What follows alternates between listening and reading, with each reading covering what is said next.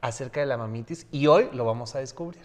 Me encanta que estés aquí con nosotros porque allá en casa seguro les ha pasado o conocen a alguien que tiene esta llamada mamitis y no solamente es de los hombres, también hay mujeres que no pueden soltar a la madre. Cuéntame acerca de esto. Mira, hay una idea muy errada con que la mamitis se construye a partir del hijo. Y aquí es lo primero que requerimos entender en casa. Si tú tienes una pareja, sea mujer o sea hombre, lo más seguro es que esa mamitis se haya creado desde la conciencia de la madre. Y aquí es por eso que los lazos son tan duros, ¿sí? Esto en biodescodificación y algunas herramientas se le llaman los cuidadores de la madre o de la reina, ¿sí? De la abeja reina. Entonces, ellos lo que tienen que hacer es cuidarlos y la mamá lo que hace es de que desde muy pequeños los empieza a crear para que cuando ellos puedan tomar decisiones como adultos, una de sus decisiones más importantes sea pasar tiempo con la mamá. Entonces, por eso cuando estás con tu pareja y la pareja se va con la madre y entonces crea esta relación o esta dependencia, eso es lo que hace que sea como tan difícil, ¿sabes? O sea, como que tú peleas y dices, es que dame mi tiempo, dame mi espacio, ¿por qué todo el tiempo con tu mamá? ¿Por qué los fines de semana? ¿Por qué en las noches? Es algo que muchas veces la persona no lo puede controlar. Ahora, sí es característico del hombre, ¿sí? Okay. Es más sencillo que el hombre genere esa dependencia. Okay. ¿Por qué? Porque en la disparidad de sexo, sí, o sea, el hecho que sea mujer y hombre, es más fácil poder crear una manipulación sin que te des cuenta. Entonces, por eso es que muchas veces la mamá está más pegada al varón. Oye, pero ¿cómo le podemos hacer cuando detectamos que hay un caso grave de mamitis o bueno, de dependencia a la madre, que ya nos damos cuenta que está afectándonos como pareja, incluso como padre o como madre de familia? ¿Cuáles son las primeras 3 red flags o casos de alerta que me dirían sí estoy sufriendo de este padecimiento? Ok, yo creo que son cosas que podemos medir. Primero, la cantidad de tiempo que pasa en relación al tiempo que pasa contigo o con otras actividades. Cuando el tiempo es superior a lo que hace contigo o a lo que se supone que son sus prioridades, ahí deberías de encontrar la primera red flag. Segundo, tiene que ver con las finanzas. Cuando sus finanzas están repartidas de tal manera que pareciera que hay una prioridad por la madre por encima de la necesidad de la familia nuclear, digamos, llámese hijos o pareja, entonces ahí tienes la segunda señal. Y la tercera tiene que ver en el discurso. ¿Sí? Si en las pláticas lo que más tenemos es, ay, es que fíjate que a mi mamá le pasó esto, y ay, mi mamá aquello, y ay, mi mamá esto, si es prioridad en el discurso lo que está teniendo con la mamá, entonces aguas, porque muy probablemente ya eligió a la mamá como su primera relación. Y entonces eso sí es un tema que yo recomiendo. Uno, se requiere solucionar en terapia, ¿sí? Y 2, y muy importante, requiere solucionarse siempre y cuando la persona esté consciente. De lo contrario va a ser muy difícil. Justo para allá iba, porque seguro nos están viendo y ya están ahí dialogando entre ellos. ¿Ves? Tú la tienes, no tú, es que tu mamá... Bueno, para que no haya una pelea, para que no haya una separación o algo fuerte en casa, ¿cómo podemos empezar a crear conciencia de manera sana y sin que el otro se sienta atacado o incluso la madre?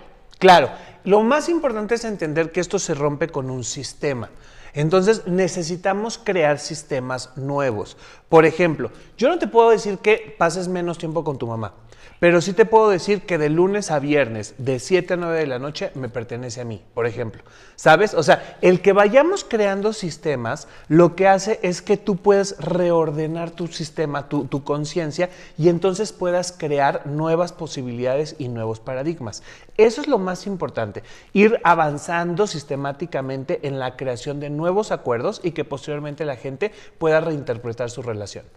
¿Cómo podemos empezar a evitar que nuestros hijos puedan sufrir de este padecimiento? Si yo lo estoy viendo en este momento y digo, ya lo traemos porque mi suegra o porque mi mamá no nos suelta, entonces, ¿cómo puedo hacerme consciente para no recrear lo mismo con mis propios hijos? Ok. Yo les digo siempre a las mamás que tienden a concebir hijos de esa manera. Hay una frase que a mí me encanta y es: mis hijos no son mis cuidadores. Y es importante que te lo repitas todo el tiempo. Mis hijos no son mis cuidadores. Eventualmente acudir a terapia. porque también lamentablemente esto es un vicio que se va creando y que puede pasar de generación a generación. Entonces, si yo me estoy dando cuenta que estoy asfixiando a mis hijos, que les estoy dando responsabilidades que no les corresponden o estoy generando una tendencia a que dependan de mí, entonces yo requiero ir a terapia para saber de qué manera yo construyo mi autoestima y entiendo que mi hijo no es mi cuidador ni es mi responsable. Él es una extensión de mí que eventualmente requiere ser libre. Y ahora bien, como hijo, ¿cómo puedo empezar a generar límites sanos hacia mi madre si yo ya estoy en un proceso terapéutico o ya me caché que tengo mamitis, dependencia a la madre? Y entonces decir, voy a poner límites, pero muchas veces cuando el hijo pone límites a este tipo de relaciones, las madres se alejan, se victimizan, se enferman y eso preocupa bastante y hace retroceder. Entonces, ¿cuáles serían estos límites sanos? Creo que lo primero es entender que va a haber dolor de por medio. ¿Sí? Cuando yo acepto que el dolor va a ser parte de la separación, entonces estoy dispuesto a vivirlo. La mayoría de los hijos lo que hacen es por miedo a dañar, a perjudicar, hacer sentir mal a su mamá, no toman esas decisiones. Entonces, primero acepto el dolor y posteriormente empiezo a tomar pequeñas decisiones en relación a lo que yo quiero para mi vida. Ir avanzando poco a poco es lo que va a llevarme a la totalidad de mi independencia. Pero siempre, todos los días, tomar una decisión. A ver, hoy voy a pasar menos tiempo con mi mamá.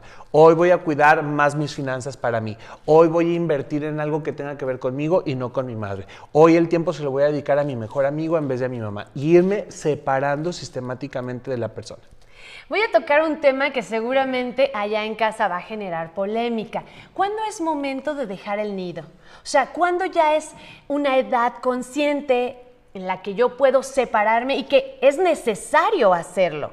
Porque hay quienes llevan 30, 40 años y siguen viviendo en ese lugar por comodidad, porque bueno, si yo estoy aquí, pues cuido a mi madre o le aporto para la renta, pero ¿debe de haber esta independencia o es válido también quedarse ahí toda una vida? Yo creo que el momento indicado es cuando esta estadía en casa se empieza a convertir en algo cómodo.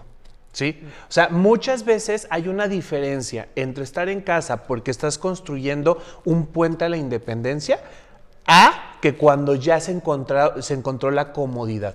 Entonces, cuando ya se vuelve cómodo, quiere decir que estás listo para correr, estás listo para volar y ese es el momento de dejar el nido. Puede ser a los 18 años, como lo hacen mucho en Estados Unidos, ¿no? O pueden ser tal vez 20, 25 años. Yo creo que después de los 25 años, que ya teóricamente ya formaste un criterio, ya tienes tal vez una carrera, ya tienes una noción, entonces yo creo que ya estás estorbando en casa de tus padres. Fuiste muy rudo. Sí, espero que en este momento nadie esté pasando por esta situación. Y sí, también pues está interesante que vayan empezando a generar esta conciencia, a caerles esos 20 de decir, bueno, realmente estoy cómodo o incómodo en este lugar, cuáles son los acuerdos a los que vamos a llegar. Y Alex, me gustaría también preguntarte, si yo empiezo a generar una dependencia hacia mi hijo y por ende mi hijo hacia mí una codependencia, ¿puede ser que este niño de adulto o de adulto joven genere dependencias hacia las sustancias o a otro tipo de cosas? ¿O no está ligado? Toda adicción tiene hermanos. Okay. ¿Sí? Y es muy fácil a veces brincar uno a otro. Muy probablemente no, por ejemplo, porque sea dependiente de mi mamá voy a ser dependiente del alcohol. Pero lo que sí puede pasar es que en la profundidad de la dependencia a tu madre, si tienes problemas, sí puedes acudir a otro tipo de adicciones para poder sobrellevar esta problemática, ¿sí? Por ejemplo, vamos a suponer, mi mamá tiene una enfermedad que no tiene cura, entonces muy probablemente, dado que tengo una dependencia, este dolor lo voy a querer llevar a algún otro tipo de adicción o algún otro tipo de dependencia para poder sobrellevar la situación. Entonces sí es importante entender que del nivel de la dependencia va a ser el nivel de las decisiones que tomemos con respecto a otro tipo de sustancias o actividades que pueden estarnos dañando.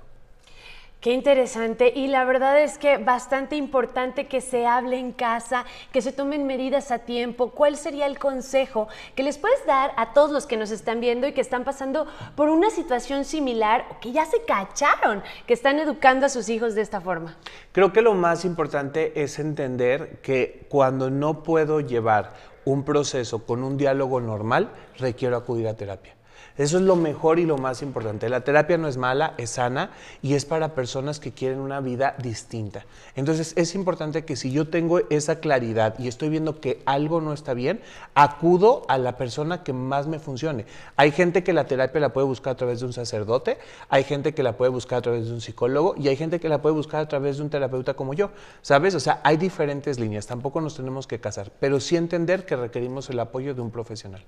Tomar el apoyo de un profesional y aproximadamente ¿cuánto tiempo vamos a sanar esto? O sea, también entender que, me imagino, tú me lo confirmarás, no es un proceso de 3 meses o de 1 mes. ¿Cuánto tiempo nos lleva en nuestro proceso de vida esto? Mira, la gente cree que los nuevos hábitos, ¿no?, se generan en 21 días. La realidad es que para poder generar un nuevo hábito mínimo vas a requerir 90 días. Entendiendo que requieres dejar una dependencia, el poderte liberar de eso, porque también es un tema químico, ¿sí? O sea, genera sustancias, pasas por un proceso de desintoxicación de al menos 3 meses a partir de que has tomado la decisión y posteriormente eso son otros 90 días aproximadamente para crear un nuevo sistema. Entonces estamos hablando de 180 días donde tú vas a tener una lucha constante diciendo, híjole, quiero regresar, no quiero regresar, puedo hacerlo, no puedo hacerlo. Mientras pase ese proceso, toda química que existe en el cuerpo, toda emoción que existe en el cuerpo es válida y es completamente normal. No te estás quedando loco, no estás quedando, o sea, no va a pasar nada. Es normal la ansiedad, es normal la frustración, es normal la tristeza, el duelo que vas a vivir en esta relación es completamente normal. Y también haber pasado por un proceso incómodo con la madre durante esta toma de decisiones o de límites. Totalmente. Recuerden una cosa, si tú creaste una dependencia con tu madre, si la rompes y creas una nueva, tu mamá te va a seguir amando. Ay, Alex, me encanta esa frase para cerrar porque realmente entendamos que el amor de la madre es incondicional y qué mejor que sea sano. Es lo más importante, creo yo. Es lo principal, ¿no? Pero bueno, nosotros nos vamos a la pausa, Alex. Muchísimas gracias por haber estado con nosotros. Te esperamos próximamente aquí con otras dinámicas, actividades y temas para que nos sigas instruyendo en cómo tener buenas relaciones. Muchas gracias. Muchas gracias a ustedes y a toda tu audiencia. Vamos a la pausa.